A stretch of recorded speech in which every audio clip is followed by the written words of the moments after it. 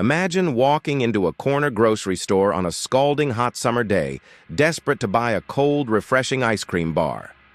You step up to the glass freezer, open the lid, and look inside. Every single product in front of you belongs to the exact same global mega corporation. You might assume the store owner simply preferred that brand. But the shocking reality is that the shopkeeper was legally forbidden from selling anything else. In fact, if the store owner dared to place a single ice cream bar from a small competitor inside that freezer, the corporation's inspectors would confiscate the entire unit and ruin the small business.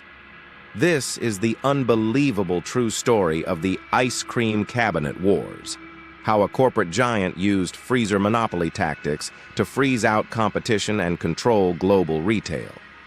To understand how this corporate blockade worked, we have to look at the unique logistics of selling frozen treats. Unlike selling potato chips or soft drinks, selling ice cream requires extremely expensive, electricity-heavy refrigeration equipment. In the 1980s and 1990s, small independent store owners and beach kiosk operators simply could not afford to buy their own commercial freezers. Seeing a massive business opportunity, global food giant Unilever, the parent company behind iconic ice cream brands like Walls and Algida, launched a brilliant yet predatory retail strategy. Unilever approached thousands of small shopkeepers across Europe and developing markets with an offer that seemed impossible to refuse. They would deliver and install brand new, high-end commercial ice cream freezers completely free of charge. They even offered to handle all maintenance and repair costs. For struggling shopkeepers, it felt like Christmas in July. But hidden inside the fine print of the contract was a lethal trap known as freezer exclusivity. The contract legally mandated that the freezer could only be used to store and display Unilever products. Because most small grocery stores, gas stations, and kiosks only had physical space for a single freezer, Unilever effectively locked up the retail real estate of an entire country.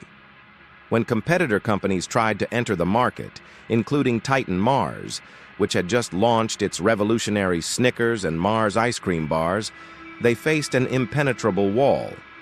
Even if a customer walked into a store specifically asking for a Mars ice cream bar, the shopkeeper couldn't sell it because they had nowhere to freeze it.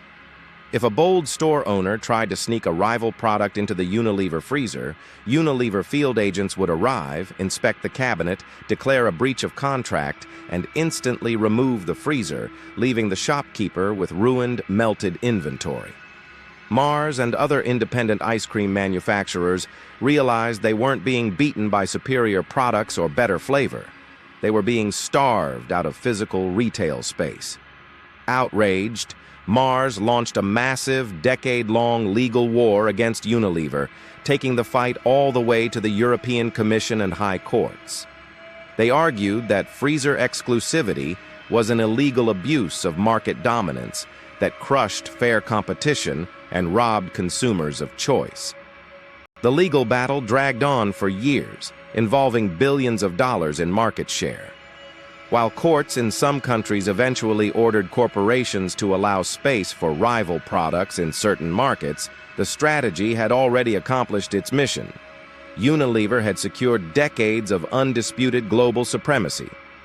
The ice cream cabinet wars proved that in modern commerce, you don't need to defeat your rival's product.